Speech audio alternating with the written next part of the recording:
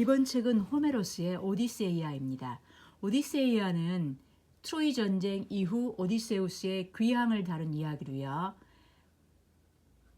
12,000행의 24권으로 구성된 호메로스의 서사시입니다. 첫 번째는 신들의 회의에서 시작되는데요. 신들은 만장일치로 오디세우스의 귀향을 결정합니다. 포세이돈은 참석하지 못했습니다.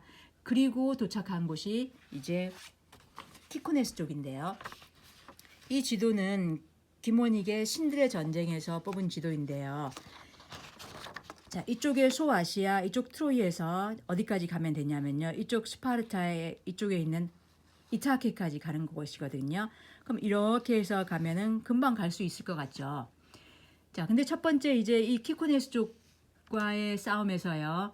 이 키코네스 쪽은 트로이를 도와 그리스와 싸운 나라거든요. 그들은 대부분의 남자들을 다 죽이거나 이제 일부는 도망을 치고, 그리고 아폴론의 신전 사제 마론은 살려두어서 그에게서 12항아리의 포도주를 선물 받거든요. 그리고 재물을 약탈하고 키코네스 지역의 여인들을 나누어 갖고, 그리고 그들은 먹고 마시다가요. 그날 밤 그 도망친 자들이 불러들인 그 이웃의 그 병사들에게 그들은 처참하게 무너집니다. 그래서 이때 72명의 부하를 잃고, 먹고 마시다가 탐욕 때문에 그 부하들을 잃고, 그 다음에 어디로 가냐면요. 바로 자, 여기에서 이렇게 멀어집니다. 자, 고향이 이곳에 있는데 이렇게 눈앞에 보였겠죠. 그런데 이렇게요. 바로 로토파고이족의 나라입니다. 이 로토파고이족은 연꽃 열매인 이 연밥을 먹는 종족인데요. 바로 그러니까 이쪽에서 왜 이렇게 됐냐면요. 이 퀴테라 쪽으로 가다가 폭풍을 만나서 이쪽 리비아 연안 이쪽의 섬에 당도한 것이죠. 그래서 물을 구하려고 일단 부하들을 상륙시킵니다. 그런데 그 올라간 부하들이요. 돌아오지 않아서 가보니까 이 부하들이 로토스 열매를 먹고, 그러니까 일종의 그 환각, 그 마약과 같은 어떤 환각 작용을 일으키는 것이었죠. 그래서 기억을 잃어버린 것입니다. 망각을 한 채로요. 그래서 가지 않겠다고 버팅기는 이 부하들을 억지로 들쳐매고 끌고, 그리고 배로 돌아오거든요. 왜냐하면 그때 그 환각 작용에 의해서 그 부하들은 마음도 태평해지고, 그래서 다시 이 풍랑이 이는 이 고통의 세계로 들어오기 싫었던 것이죠. 이렇게 해서 다시 부하들을 심지어 배 안에 묶어두기까지 하면서 데리고 왔는데요. 자, 이렇게 해서 그 다음 도착한 곳이 바로 폴리페모스의 동굴입니다. 자, 키클로페스족이죠. 이 키클로페스족은 그 눈이 하나인 그 우라노스와 가이아 사이에서 태어난 그 새 쌍둥이 생각나시죠? 자, 바로 그 키클로페스 동굴에 도착하는데요. 그 눈이 하나인 거인족. 왜냐하면 이렇게 가다가요. 왜 키클로페스 이 동굴에 가게 됐냐면요. 호기심 때문이었습니다. 가다가 섬에서 연기가 나자 누가 사는지 알아보려고 그 줄충한 부하 12명을 대동하고 이 동굴에 가보거든요. 근데 그곳에는 치주와 그 다음에 양의 새끼들, 그러한 것들이 풍성했습니다. 그래서 허락도 없이 그들은요 실컷 먹고 마시고 하면서 그 주인이 오기를 기다리거든요.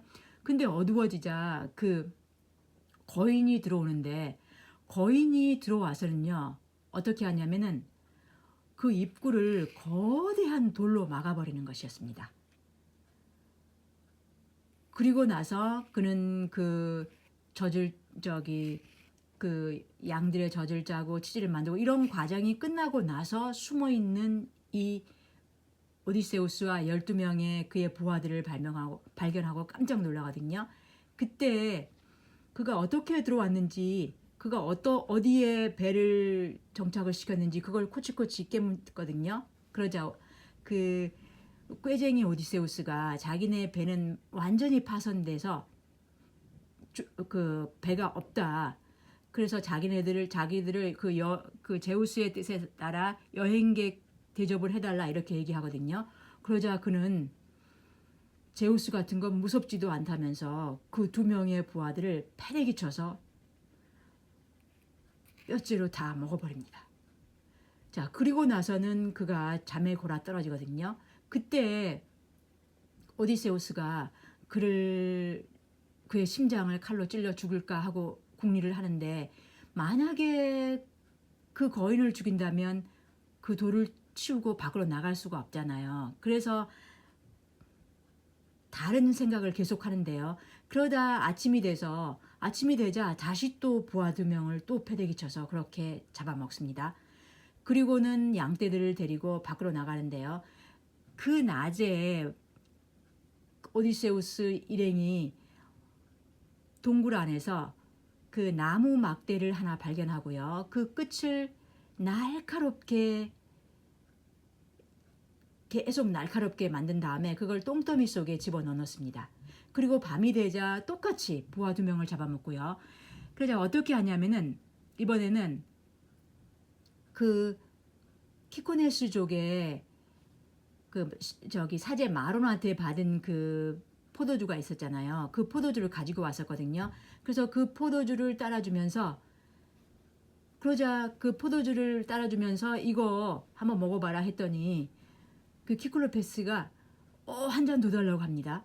그래서 또 연거푸 계속 따라주거든요.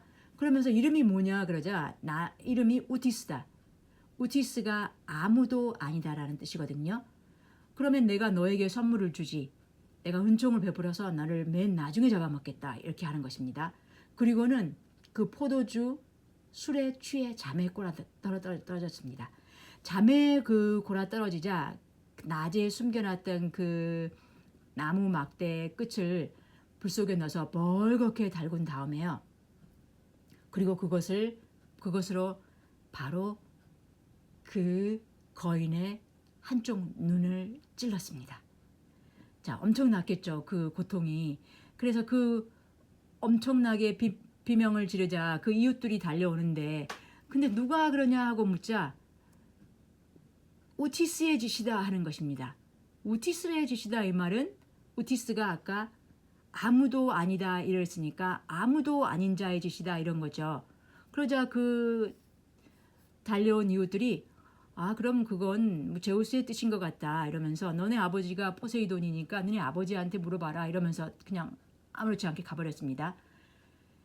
자, 이렇게 해서 그가 바로 눈이 한쪽이었는데 그 시력을 잃게 된 것이죠. 그리고 그날 아침에 어떤 꾀를 생각해내냐면요. 그 부하들을 그 양 3마리를 이렇게 묶어서요. 그 3마리를 묶은 다음에 그 가운데 그 양의 배에다가 부하들을 묶었습니다. 그렇게 해서 한 명씩 내보내거든요. 왜냐하면 이 거인이 그 돌을 치우고 양떼들에 어떻게 하냐면은 이 부하들을 잡기 위해서 양떼들의 등을 만져보는 것입니다. 그래서 그 입구에서 오디세우스 일행이 나오려면 잡기 위해서요.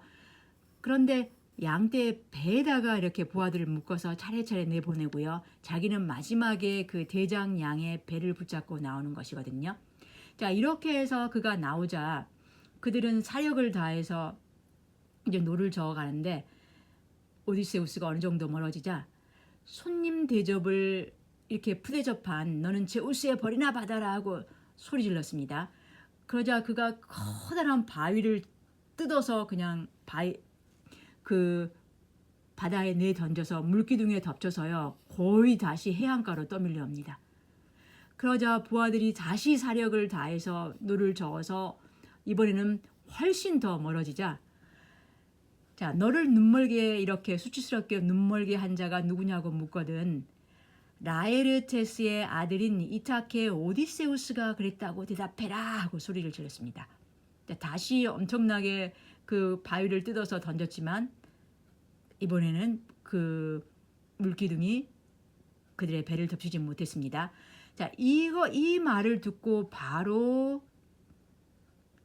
이 아버지 포세이돈께 기도를 드리는데요. 자, 이 폴리페몬스가 아버지 그 포세이돈에게 기도를 드릴 때 정확하게 라이르테스의 아들 오디세우스. 자, 이번에는 어떻게 하냐면은 원래 포세이돈은 그 해양 민족인 이 그리스인을 도와 전쟁에서는 그리스군을 도왔던 사람이죠. 도왔던 신이죠. 근데 은혜를 모르고 지금 그의 아들의 눈을 멀게 한 거잖아요. 이렇게 해서 그의 아들이 정확히 이 대상을 오디세우스라는 이 정확한 대상을 덧붙임으로써 그의 기도가 효력을 발휘한 것입니다. 그래서 어려운 일에 휘말리도록 혹시라도 그가 집으로 돌아갈 운명이라면요. 그리고 부활을 다 잃고서 다른 이의 배를 타고 그리고 도착해서도 그가 어려운 일에 휘말리도록 이렇게 아버지에게 기도를 드린 것입니다. 자, 그리고 나서 그들이 바로 나와서 이 아이올로스의 섬에 도착하는 거거든요. 아이올로스는 그 제우스로부터 바람의 지배권을 받은 신이죠. 바람의 신 아이올로스죠. 자, 아이올로스가 극진한 대접을 하고요. 그리고 바로 황소 가죽 속에다가 그 바람 주머니였는데요. 그가 그에게 그 귀향에 지장을 주는 이 모든 바람들을 그 황소 가죽에 담아서요. 새 나가지 않도록 잘 간수하라고. 그런데 다시 그가 출항해서 이 고향 이타케가 보이자 거의 10일째 되는 날이었는데요. 긴장이 풀려서 그만 잠이 들고 맙니다. 그러자 부하들이 고향이 보이자 자기도 자기들 몫을 챙기기 위하여 그 아마 그 가죽 주머니에가 뭔가 금과 이런 게 들어있지 금은 보화가 그러니까 들어있지 않을까 해서 자기들의 몫을 챙기기 위해서 살짝 열었습니다. 그러자 바로 그 해로운 바람에 밀려서 다시 아이올로스 섬으로 돌아와 버리고 말거든요. 그가 다시 한 번만 간청했지만 그러나 신들의 미움을 받는 자는 더 이상 도와줄 수 없다고 바로 아이올로스가 거절해 버립니다. 자, 이렇게 해서 다시 이제 그들은 떠밀려서요. 어디로 가지? 왜냐하면 계속 포세이돈이 이제 그들에게 고난을 주거든요. 자, 그래서 바로 어디로 도착하게 되냐면 이 거인족 라이스 트리고네스 쪽이 있는 이쪽 섬에 도착하게 되는 것입니다. 아름다운 섬이었거든요. 그래서 그 아름다운 섬에 부하들이 이제 도착했는데 그들은 너무나 많은 고통을 당했기 때문에 정말 조심해서 갑니다. 근데 이 부하들이 가자 그 어떤 소녀가 물을 깃고 있어서 그 소녀를 따라 들어갔거든요. 그런데 그들은요, 바로 식인 거인족들이었습니다. 그들이 포구 안에 정박하고 그 몇 명의 부하들이 따라 올라갔거든요. 그러자 그들을 보자마자 그들은 포구 안에 정박해 있는 이 배들을 다 박살내버리고요. 그들을 거의 꼬챙이에 깨듯이 낚시를 하듯이 그 부하들을 잡아가 버립니다. 그래서요, 부하들이 모두 죽습니다. 왜냐하면 오디세우스의 배만 포구 밖에 한 척이 그 포구 밖에 있었기 때문에 간신히 빠져나와서 자, 이렇게 해서 그가 바로 모든 부하들을 잃고 그리고 슬픔을 뒤로하고 그리고 그가 도착한 곳이 바로 어디냐면은 자, 키르케 아이아이아 섬이었죠. 자, 이 키르케가 있는 아이아이아 섬에 도착하는 것입니다. 자, 부하들을 모두 잃었는데 그 한쪽 오디세우스의 배 한 척만이 남아 있었잖아요. 근데 그 배에는 아직도 그 어느 정도 자기네 그 부하들이 같이 함께 있습니다. 그러니까 모든 배가 다 박살이 나고 이제 배는 한 척밖에 남지 않은 채 이 키르케가 사는 이 아이아이아 섬에 도착하거든요. 근데 이제 자기네들이 배운 이제 학습 효과가 있잖아요. 그래서 어떻게 했냐면은 이번에는 정말 신중하게 두 팀으로 나눠서 한쪽은 아이릴로코스가 그다음에 오디세우스가 이렇게 두 팀으로 나눠서요. 조심스럽게 도착합니다. 그리고 이 아이릴로코스가 이 팀이 그 섬을 이제 정찰을 하는데요. 거기 궁에 이제 가게 되는데요. 그 부하들을 이렇게 들어가는데 아이릴로코스는 의심을 한 채로 그대로 숨어서 지켜보고 있습니다. 근데 이 궁에 도착하는데 그 주변에 뭐가 있냐면 어떤 꼬리를 치는 늑대나 사자, 그 사람한테 달려와서 꼬리를 치고, 그래서 그들을 따라서 이렇게 들어가는데 그 궁에 들어가자 그 여인들이 어떤 약초를 이렇게 나누고 있었거든요. 그리고 거기에서 자기네들에게 어떤 식사를 대접하자 허겁지겁 먹습니다. 그리고 나서 그때 그 여인이 그 부하들을 지팡이로 이렇게 치자 그들이 바로 돼지로 변해버립니다. 자, 그걸 보고 나서 아이릴로코스가 돌아와서 이제 오디세우스에게 그걸 전하자 그가 출발을 하는데, 칼을 가지고 이제 출발을 하는데 도중에 헤르메스를 만나서 헤르메스가 그 마법에 대항할 이 약초를 줍니다. 그리고 그가 지팡이를 칠 때 어떻게 하라고 어떤 조언을 해주거든요. 그래서 똑같이 바로 키르케가 그에게 맛있는 식사를 대접하고 그리고 그를 지팡이로 치자 헤르메스의 조언대로 오디세우스가 그 양날 검을 가지고 키르케를 협박하면서, 그러자 키르케가 바로 그 오디세우스 말을 알아보거든요. 나와 만약에 그 돼지로 변신시킨 나의 그 부하들을 살려내라고. 그리고 그 제안을 받아들이고 나자 그들은 사랑을 나누게 됩니다. 그러면서 이곳에서요, 키르케의 사랑을 받으며 거의 1년을 지내게 되는 것이죠. 그리고 부하들이 가자고 이제 얘기하자 그때 키르케가 대신 지하세계, 하데스의 세계를 방문하고 거기에서 테이레시아스의 예언을 받아들이고 나서 가라고 얘기합니다. 그래서 그들이 바로 서쪽 세계로 계속 가서 그 저승세계 입구인 페르세폰의 숲으로 가서 의식을 치르고 그리고 테이레시아스의 예언을 듣게 되거든요. 자, 그러면서 그들이 그들이 아니죠. 오디세우스가 가는 거죠. 오디세우스가 그 지하 세계에서 그가 이제 모든 영웅들, 트로이의 영웅들도 만나고 그리고 그 전에 있었던 그 변신 이야기에 나오는 그러한 캐릭터들을 다 만나게 됩니다. 그러니까 알크메네, 레다, 뭐 아리아드네, 마이라, 그리고 나서 그 탄탈로스나 시시포스 이런 그 변신한 인물들을 거기에서 다 보게 됩니다. 그럼 그때 그가 받은 테이레시아스의 예언이 뭐였었냐면요. 첫 번째, 너가 그렇게 벌을 받고 있는 것은 포세이돈의 아들을 눈멀게 했기 때문이고, 그 다음에 그러나 도착은 하게 될 것이다. 단 시칠리아 그 섬에 헬리오스의 소떼에 손대지 말아야 할 것이며, 그리고 도착해서는 아내의 구원자들과 결투를 벌여야 될 것이며, 그리고 그 배가 뭔지 모르는, 그래서 그 내륙으로 그 종족을 찾아서, 그러니까 노를 어깨에 메고 그 내륙으로 깊숙이 들어가서 그 사람들이 사는 곳에서, 그곳에서 포세이돈에게 제사를 지내야 된다. 그 다음에 다섯 번째가 말년을 아마 너는 낯선 곳에서 보내게 될 것이다. 그러나 바다에서 죽음이 너에게 찾아올 것이다. 그런 것이었습니다. 자, 그러면서 그가 바로 그 어머니의 혼령도 만나게 되는데요. 그 어머니의 혼령이 지금 페넬로페가 구원자들에게 몸살을 받고 있으니 빨리 돌아가라, 이 예언을 받고요.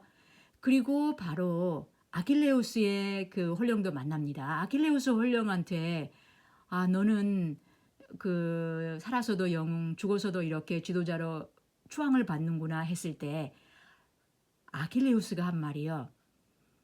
품파리의 치욕적인 삶이라도 이렇게 영웅의 명예로운 죽음보다 낫다면 나는 그 품파리꾼의 그 치욕적인 삶을 선택하겠다. 이 말을 듣습니다. 자, 이 말을 들을 때요, 바로 우리가 그 죽음을 대하는 그 그리스인들의 세계관을 볼 수가 있죠. 그러니까 이게 바로 신화가 민족 서사심을 한번 더 들여다볼 수 있습니다. 바로 일리아스가 영웅주의였다면은 오디세우스는 이 품팔이꾼의 치욕적인 삶이라는 이 현실주의, 이런 부분이 아주 세세하게 느껴집니다. 이 부분에서요. 자, 그리고 그가 이제 또 말해준 것이 세이레네스, 그 세이레네를 통과해야 되고, 그 다음에 스킬라와 카립디스, 그런 것들을 통과하는 그 바로 조언을 해주게 되는데요. 그 세이렌, 그 다음이 도착하는 곳이 그러니까 세이렌이죠. 이 세이렌이 살고 있는 이 세이레네스, 이 세이레네스와 조우를 해야 되는데요. 그 여자의 얼굴을 가지고 있고 새의 발을 가지고 깃털을 가지고 있는 그 세이렌들이죠. 그때 부하들의 귀를 밀랍으로 막고 통과하라고 가르쳐 주거든요. 그래서 그가 바로 그러니까 이 키르케가 준비해둔 이런 식량을 가지고 출발해서 세이렌들과 먼저 만나는데요. 그때 나는 그 세이렌의 노랫소리를 들어야 되겠다. 왜냐하면 세이렌은 그 이쪽에서 지금 가파른 이 파도가 치는 이곳에서 아름다운 노래를 불러서 선원들을 유혹해서 잡아먹는 것이죠. 그러면 그 아름다운 노래를 들어야 되겠다. 다시 한번 또 호기심이 발동합니다. 그랬을 때 그 너 자신을 돛대에다가 부하들을 시켜서 돛대에다 단단히 매어라. 만약에 풀어달라는 그 사인을 보냈을 때는 더 단단히 매도록 단단히 약속을 받고 그러면은 너의 귀를 열어놔라. 이런 조언을 해줍니다. 그래서 바로 그가 이 호기심 때문에 자신은 돛대에 묶이거든요. 그 그림이 바로 잘 나와 있죠. 그때 보면은 그 브랜드 문학에서도요. 그 바로 그러한 오감을 느끼는 그 오감을 느끼는 것이 바로 그 한마디로 이 지배자의 영역에서 설명을 해주던 그 부분이 생각나는데요. 자, 이렇게 해서 그는 자신의 오감을 열어놓고 그가 세이렌의 아름다운 노래소리를 들으면서 거의 정신이 나가버리는 그 그림을 한번 보는 것도 흥미로울 것 같은데요. 그렇게 해서 통과합니다. 부하들의 귀는 밀랍으로 막고 그리고 또 헝겊으로 칭칭 동여 매고 통과를 했습니다. 이 통과를 하면은 더 이상 이제 세이렌들의 그 바로 이 통과하는 이 지점은 더 이상 그들에게 이제 고난의 지점이 아니죠. 그래서 그들은 나중에 자살을 합니다. 우리가 보면은 그 오이디푸스가 스핑크스의 수수께끼를 풀었을 때 스핑크스가 자살하고 그리고 또 이하손 원정대가 그 심플 레가데스를 통과했을 때 그 심플 레가데스가 나중에 그 바위가 붙어버리고 그러한 것들이 똑같이 연결이 돼서 보이죠. 그러니까 더 이상의 심플 레가데스가 이제 아닌 것이죠. 자, 그리고 통과하는 곳이 바로 이 스킬라와 카립디스. 스킬라는 그 헤카베 사이에서 태어난 머리가 6개인 개 모양의 그 머리를 하고 있고 그리고 발이 12개, 허리는 뱀으로 된 그 무시무시한 스킬라. 그리고 스킬라와 바로 카립디스가 이렇게 연결되어 있죠. 카립디스는 그 가이아와 포세이돈 사이에서 태어난 바다괴물로 큰 입으로 바닷물을 완전히 다 들여 마셨다가 그리고 토해내는 것이죠. 왜냐하면 이쪽으로 만약에 스킬라 쪽으로 붙게 되면 한꺼번에 6명이 죽어야 되는 거고 이쪽 카립디스 쪽으로 붙게 되면 그들이 전원 다 죽어야 될 수도 있는 것이죠. 그래서 그가 살짝 스킬라 쪽으로 이렇게 배가 살짝 붙자마자 그의 부하들 6명이 동시에 잡아먹히고 맙니다. 자, 이렇게 해서 이 무시무시한 곳을 통과해서 바로 이 헬리오스의 섬, 그렇게 자 그 테이레시아스가 절대로 건드리지 말라고 했던 이 헬리오스의 섬인데요. 원래 헬리오스의 섬은 너무 이게 자 이곳은 그의 예언대로 이걸 통과하려고 합니다. 들어가지 않으려고요. 근데 그때 바로 부하가 아릴로코스가 너무 힘들다. 그래서 여기서 잠만 자고 가자. 그렇게 해서 들어가는 것입니다. 이곳은 바로 그 헬리오스의 그 350마리의 소떼와 양떼가 있는 곳이거든요. 그래서 그들이 들어가서 잠만 자고 나오려고 했는데 그들이 들어가자 어떻게 돼버리냐면은 바람의 방향이 바뀌고요. 그들이 출항을 할 수가 없습니다. 그래서 그들은 그곳에서 키르케가 준 식량으로 견디고 있거든요. 그런데 이제 식량이 바닥에 나자 결국 그들은 견디지 못하고요. 오디세우스가 잠들기를 기다렸다가 몰래 그들이 바로 그 솥대에 손을 대고 맙니다. 그 소를 잡아먹고요. 자, 그리고 나서 이제 오디세우스는 거의 기절초풍했겠죠. 그리고 바람에 그 풍향이 바뀌자 그들이 출발했는데요. 그들이 배가 이제 출항하자 그 헬리오스가 제우스에게 그 솥대에 손을 댄 그들을 벌해달라고 기도를 하게 되고 바로 그들의 배는 산산조각 내버립니다. 모든 부하들이 다 죽습니다. 왜냐하면 이때 신성한 소에 손을 대지 않는 건 오디세우스 한 명이었거든요. 그래서 오디세우스만 제외하고 모두 죽고요. 그리고 그가 이렇게 산산조각 난 뱃조각을 잡고 떠돌다가 그가 도착한 곳이 이쪽 먼 곳이요. 이쪽. 자, 이쪽 바로 헤라클레스의 기둥에 있는 이 바로 칼립소가 있는 곳에 도착합니다. 이 카립디스에 이르게 되는데요. 그가 뗏목 한 조각으로 잡고 이 카립디스에 그러니까 이쪽에서 9일 동안을 떠돌다가 이 10일째 그러니까 이 오기기아 섬에 도착한 것이거든요. 그래서 바로 그 칼립소와 7년 동안의 사랑이 이곳에서 이루어집니다. 그러면서 카립디스는 불멸은 물론 영원한 젊음을 주겠다고 하면서 그가 고향으로 돌아가지 말 것을 유혹하는데요. 그러나 그는 눈물과 찬식으로 자신의 마음을 이 괴롭히며 이곳에 있느니 나는 출발하겠다. 그렇게 해서 제우스가 헤르메스를 보내 그의 귀향을 도와주도록 합니다. 자, 이때 칼립소와 오디세우스 사이에서는요. 그 두 아들이 태어났다는 그런 설도 있습니다. 자, 가정의 여신인 헤라가 특히 그의 귀향을 돕도록 하는데요. 자, 그게 자기의 유일한 소원이 바로 귀향의 날을 보는 것이라고 여신에게 확실히 얘기했기 때문입니다. 그는 마음속에 불굴의 정신을 가지고 모든 그러한 어려움을 견뎌내겠다는 그런 얘기를 하는 것이죠.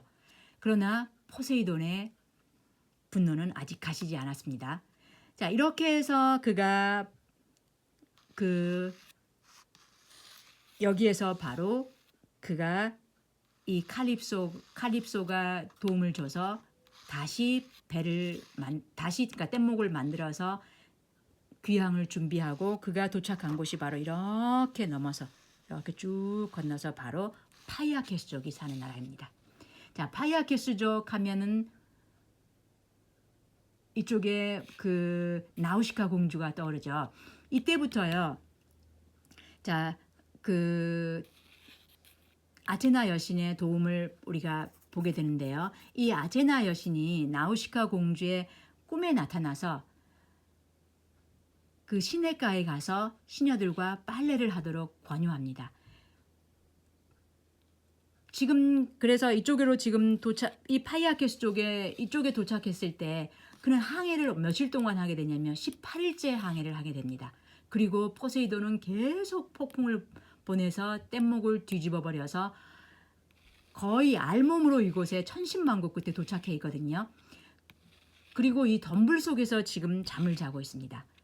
이 덤불 속에서 잠을 자고 있는데 이 나우시카 공주와 그 일행들이 공놀이를 하는 그 소리에 잠이 깨거든요.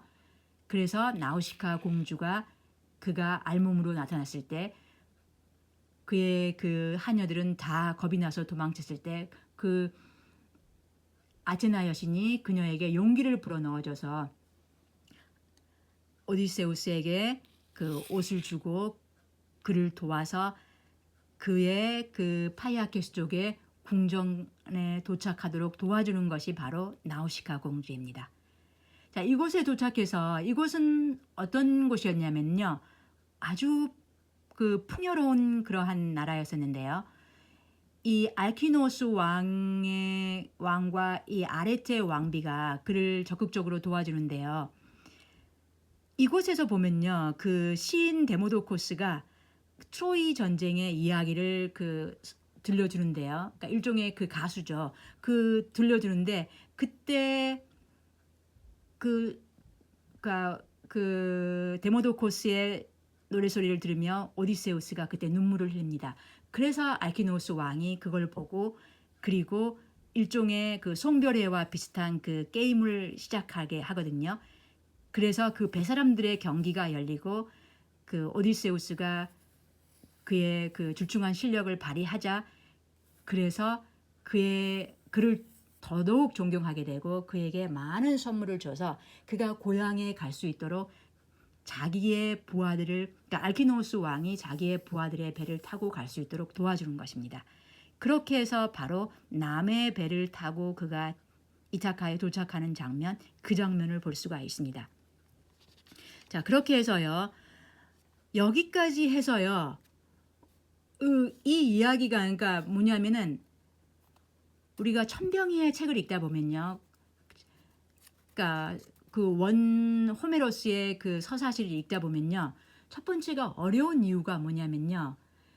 그 아들의 모험 이야기입니다. 그러니까 아버지가 돌아오지 않자 아들이 모험을 펼쳐서 그 트로이아 영웅들의 그 궁으로 아버지를 찾아서 가는 거거든요. 그러니까 우리가 아버지 그 부분에서 이야기가 내가 왜 오디세우스를 읽고 있는데 왜 오디세우스가 안 나오는 거지?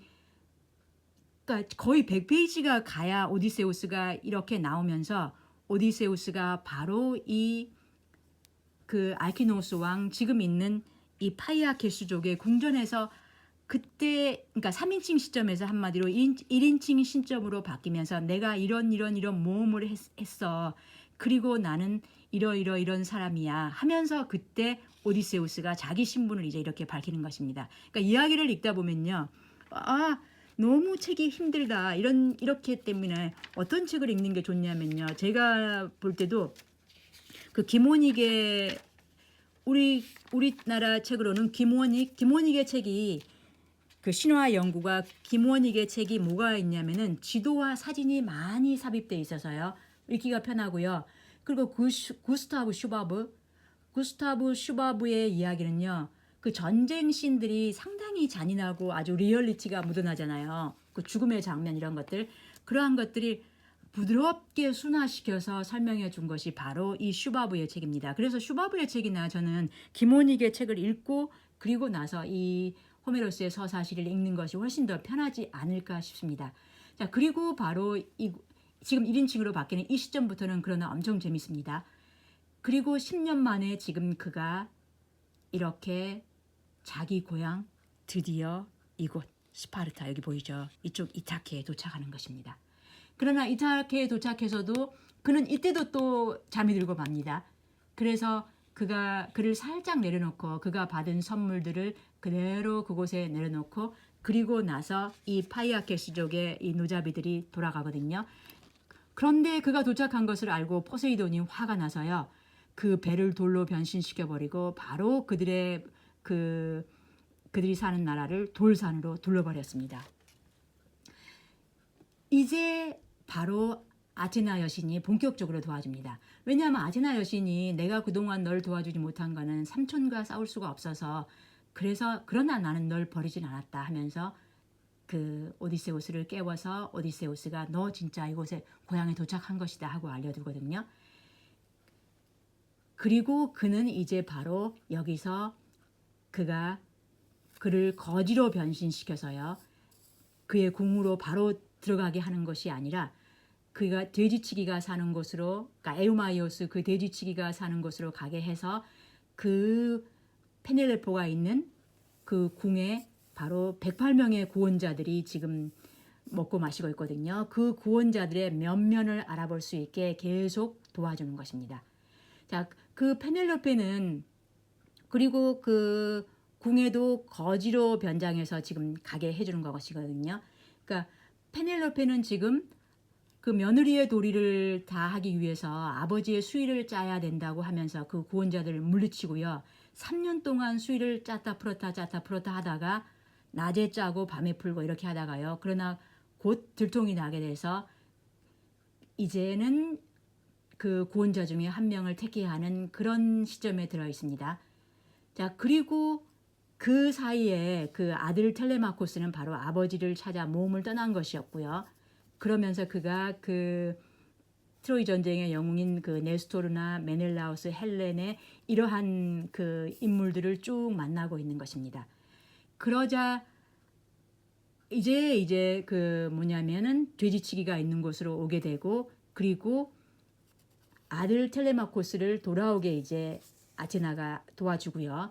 왜냐하면은 그 텔레마코스를 죽이려고 108명이 그 지금 매복을 시켜놨거든요. 그래서 그가 그들의 그 매복을 피해서 안전하게 돌아올 수 있게 해주고, 그리고 아들 텔레마코스와 제외하게 다시 한번 살짝 그의 변신을 시킵니다. 오디세우스를요. 그래서 아들과 일단 만나고, 그리고 누가 그 108명의 구원자 중에 그들의 면면을 알아볼 수 있도록 오디세우스를 궁에 입궁을 시키는데요. 거지로 변장해서 그가 각각의 그 구원자들한테 가서 그가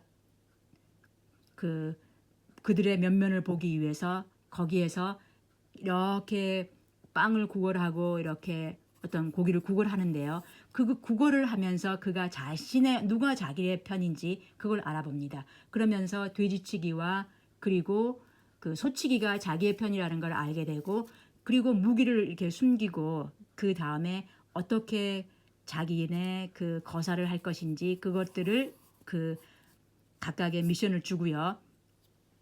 그리고 나서 그날 밤에 거지의 신분으로 그 페넬로페가 그 불러들여서 그가 가서 분명히 자기는 아직도 절대 신분을 밝히진 않았습니다. 그러나 아마 오디세우스는 돌아올 것이다. 그러자 페넬로페가 내일은 시합을 펼쳐서 내가 그 구원자 중에 한 명을 택해야 된다 이렇게 얘기합니다. 왜냐하면 그런 얘기를 너무 많이 들었기 때문에 오디세우스가 돌아온다는 말을 믿을 수가 없었거든요. 그래서 바로 오디세우스가 그 좋아하는 12개의 도끼 고리 구멍을 지나서 관역을 맞추는 자와 나는 결혼을 하겠다 이렇게 얘기합니다. 그리고 나서 그 다음 날 대결전이 펼쳐지는 것입니다. 그러니까 활 시위를 당겨서 그 도끼 눈 12개를 통과시켜야 되는데 그 구원자들은 심지어 활 시위도 당기지 못합니다. 그런데 그날 밤에요. 어떤 일이 있었냐 하면 사실은 이 이야기가 빼고 나갔는데 그 유모가 그 거지인 손님을 그 페넬로페의 명령에 의해서 발을 씻겨주는데요. 그 발을 씻겨주다가 어렸을 때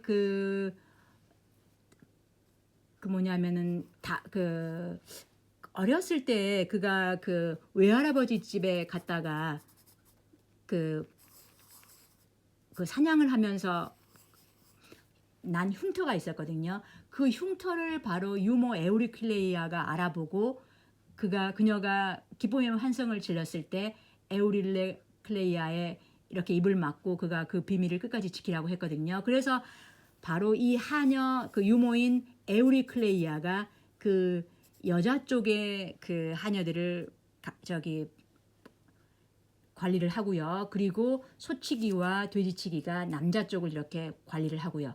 그렇게 해서 그 다음날 그 대결전에서 활 시위를 당기지 못했지만 마지막에 오디세우스가 그 활 시위를 당겨서 그 12개의 도끼 눈을 통과해서 바로 관역을 맞추고 그리고 총원자의 도살이 시작되는 겁니다.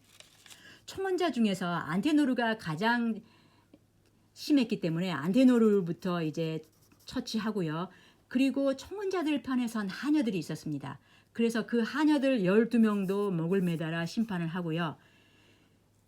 그리고 나서 페넬로페와의 해우가 있는데요. 페넬로페는 아직도 믿지 못합니다. 그러자 페넬로페가 어떤 이 말을 하거든요. 내 침실의 침대를 손님 쉬실 방으로 옮겨드리게 유모 이렇게 얘기합니다. 그러자 오디세우스가 이 침대는 옮길 수가 없다. 내가 올리브 나무를 잘라서 그 밑둥을 이용해서 만든 침대이기 때문에 이 침대는 옮길 수가 없다. 바로 그 두 사람 사이의 비밀이었습니다. 그래서 페넬로페가 그를 알아보고 그리고 사랑을 나누고요. 자, 그 다음 날 바로 이 아버지를 이제 찾아가고 그리고 그 108명의 그 구원자들을 잃은 그 가족들과의 전투가 있거든요. 그 전투에서 그러니까 제우스가 그런 통제에 의해서 중계에 의해서 그들은 평화롭게 종교를 맺습니다. 여기까지가 바로 그 그러니까 호메로스가 지은 서사시고요. 그리고 그 다음은 뭐냐면요. 테이레스의 예언에 따라 그 다음에 텔레고노스 스토리가 시작되거든요. 이 텔레고노스 스토리는 바로 누구냐면 텔레고노스가 그 키르키하고 사이에 태어난 아들이었다. 이런 설도 있습니다. 그가 이제 뭐였었냐면 아까 노를 어깨에 메고 산을 넘어가서 그가 배를 모르는 그 내륙의 종족에 있는 그곳으로 도착해서 포세이돈에게 제사를 지내라는 거였죠. 그 다음에는 그곳에 그가 노년을 평화롭게 살지만 바다에서 죽음이 찾아올 것이다. 그대로 이루어집니다. 그가 바로 그 텔레고노스의 그 아들이 아버지를 찾아왔다가 시비가 붙게 되고 그가 아버지 오디세우스를 죽이는 것입니다. 이런 스토리까지 쭉 끝나야지 전체 이야기가 완성이 되는 거거든요. 그러나 그 뒷이야기는 그러니까 그 뒷이야기 우리가 한번 보면요. 어떤 이야기가 있냐면요. 처음에 일리아스가 시작될 때도 어떻게 하냐면은 일리아스도 그 분노의 책으로 시작되잖아요. 그러니까 처음부터 우리가 알고 있는 그 황금사관이 그런 것들은요. 어느 부분을 알게 됐냐면요. 이쪽 퀴프리안이 아이티오피스니 소일리아스니 이런 이야기들이 다 있는 것입니다. 그러니까 이거는 뭐냐면요. 우리가 알고 있는 일리아스와 오디세이아가 온전히 남아있는 그 서사시이고요. 나머지 서사시들을 붙이면 전체 8개의 서사시가 되거든요. 이 8개의 서사시를 다 붙여야만이 일리아스와 오디세우스의 전체 이야기가 나오는 것입니다. 그래서 지금 우리가 마지막인 뭘 본 거냐면요. 귀향과 그 다음에 8번째인 어떤 스토리를 본 거냐면 이 텔레고노스 이 이야기까지 그러니까 제가 얘기한 것은 바로 이 귀향과 텔레고노스 요 귀향의 귀향에 살짝만 건드렸고요. 이 오디세우스 그러니까 7번째, 8번째를 제가 다룬 것입니다. 네, 끝까지 들어주셔서 고맙습니다.